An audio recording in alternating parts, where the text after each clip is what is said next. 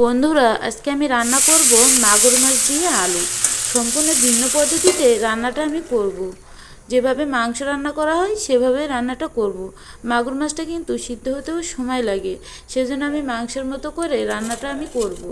যাই হোক, প্রথমে আমি পেঁয়াজ কুচি আর কাঁচামরিচ কুচি অ্যাড করে দিয়ে দিলাম, আলুটাও অ্যাড করে দিয়ে দেবো। আলুটা আমি পিস পিস করে কেটে নিয়েছি, মাছগুলোও কিন্তু ছোট ছোট পিস পিস করে কেটে নিয়েছিলাম। পেঁয়াজ কুচি অ্যাড করে দেওয়ার পরে আমি পেঁয়াজ আর রসুনটা আদা বাটা করে নিয়েছি, আদা বাটা করে দিয়ে দিলাম, কারণ আদা বাটা করে দিলে কষাই করলে কিন্তু খুব সুন্দর একটা ফ্লেভার আসে, সেজন্যই। এবার আমি এখানে তেল অ্যাড করে দিয়ে দিলাম, লবণ অ্যাড করে দিয়ে দিলাম, হলুদের গুঁড়া দিয়ে দেবো 2 চামচ, লঙ্কার গুঁড়া দিয়ে দেবো 2 চামচ। এই মাছটা যদি একটু ঝাল ঝাল করে রান্না করা যায় তাহলে কিন্তু অনেক বেশি মজা লাগে। পরিবারের সবাই একবার খেলে বারবার খেতে চাইবে। তারপরে আমি দিয়ে দিলাম জিরার গুঁড়া, ধনের গুঁড়া আর পাঁচফোড়নের গুঁড়া দিয়ে আমি মাছটা খুব সুন্দর করে ম্যারিনেট করে নিয়ে নেব।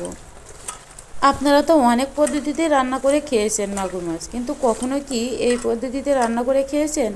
না খেয়ে থাকলে আজই ট্রাই করবেন, কারণ এই রেসিপিটা কিন্তু অনেক বেশি মজা লাগে। মাঝে মাঝে একটু ভিন্ন স্টাইলে রান্না করে খেয়ে দেখতে হয়, সবসময় একই পদ্ধতিতে রান্না না করে। যাই হোক, এখানে আমি কড়াটা অনেক আগেই বসিয়ে দিয়েছিলাম, তেলটাও অনেক বেশি গরম হয়ে যাচ্ছে।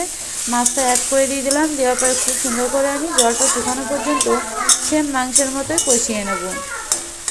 কষাইতেই কিন্তু আমার আলু আর মাছটা 80% সিদ্ধ হয়ে আসবে। এবার আমি 4-5 মিনিটের মতো ঢেকে রাখবো।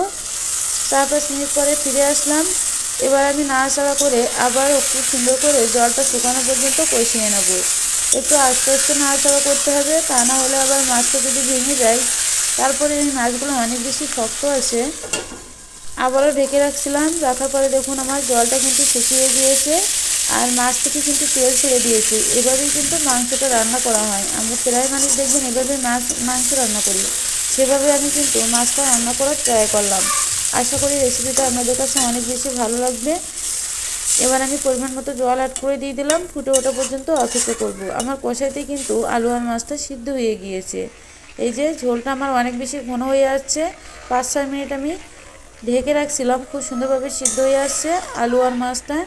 এবার আমি গরম মশলা গুঁড়া দিয়ে তরকারিটা নামিয়ে নেব। দেখুন তো কত সুন্দর হয়েছে, দেখতে যেমন সুন্দর হয়েছে খেতেও কিন্তু দারুণ লাগবে। ডিনারে বা দুপুরে এমন একটা রেসিপি থাকলে কিন্তু আর কিছুই লাগে না। আমার তো অনেক বেশি পছন্দ হয়েছে এই রেসিপিটা, আর খেতেও অনেক বেশি মজা লাগছিল। ফাইনালি তরকারিটা আমি নামিয়ে নিলাম। এবার কিন্তু গরম গরম পরিবেশন করার পালা। যেহেতু আমার বাসায় কারেন্ট ছিল না, সেজন্য আর খাওয়াটা দেখাতে পাইনি। যাই হোক, রেসিপিটা কেমন লাগলো অবশ্যই জানাবে। রেসিপিটা ভালো লাগলে চ্যানেলটিকে সাবস্ক্রাইব করে পেজটিতে ফলো দিয়ে সাথেই থাকবেন। তো বন্ধুরা, আজ পর্যন্তই, সবাই ভালো থাকবেন। Tata, bye bye.